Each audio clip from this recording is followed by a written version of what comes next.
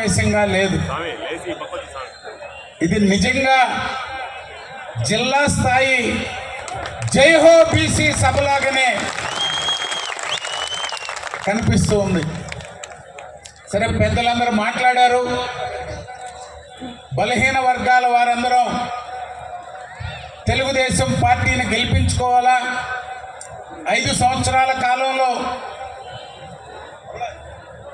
జగన్మోహన్ రెడ్డి గారు ముఖ్యమంత్రిగా వైకాపా ప్రభుత్వంలో జరిగిన అన్యాయాలు, హత్యలు, దోపిడీలు, దుర్మార్గాల గురించి అనేక మంది వివరించారు.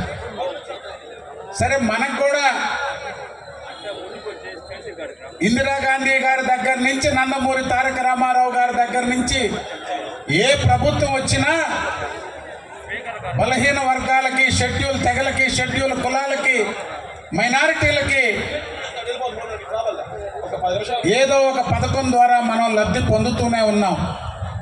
నారా చంద్రబాబు నాయుడు గారైనా, రాజశేఖర రెడ్డి గారైనా, ఈనాటి జగన్మోహన్ రెడ్డి గారైనా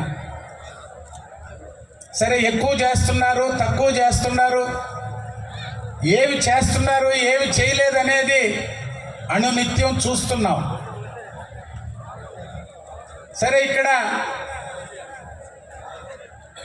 అయ్యా వైకాపా ఓడిపోతే నల్లపురెడ్డి ప్రసన్న కుమార్ రెడ్డి గారు ఓడిపోతారు, పోలంరెడ్డి దినేష్ రెడ్డి గారు ఎమ్మెల్యే అవుతాడు. మనకొచ్చేది ఏంది? బలహీన వర్గాల వారికని మీరు అనుకోవచ్చు. లేక అక్కడ కాకాని గోవర్ధన్ రెడ్డి ఓడిపోతాడు, సోమిరెడ్డి చంద్రమోహన్ రెడ్డి గారు ఎమ్మెల్యే అవుతాడు.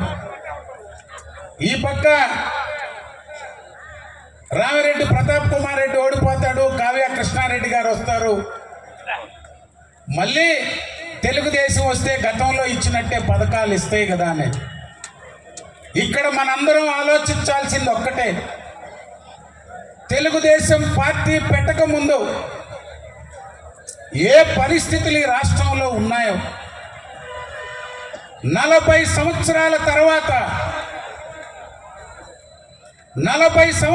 తర్వాత మళ్ళీ మన ఆత్మ గౌరవం కోసం మనం పోరాడాల్సినటువంటి పరిస్థితులు ఏర్పడ్డాయి ఈ రాష్ట్రంలో. గుర్తుపెట్టుకోండి,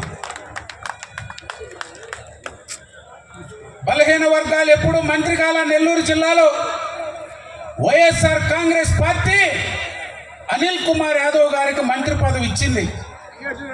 పార్టీలు పక్కన పెట్టి బీసీలందరూ సంతోషం పడ్డారు. అది తెలుగుదేశమా, బీజేపీయా, కమ్యూనిస్టా, కాంగ్రెసా, వైఎస్ఆర్సీపీనా నెల్లూరు జిల్లాలో బీసీలకు మంత్రి పదవి ఇచ్చారని. కానీ మనకేం ఒరిగింది?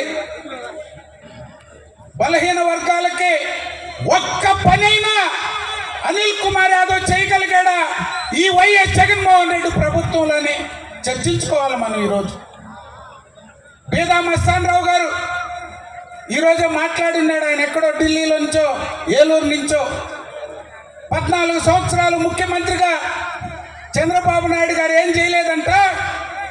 వైఎస్ జగన్మోహన్ రెడ్డి గారు బీసీలకు బాగా చేస్తున్నాడంట.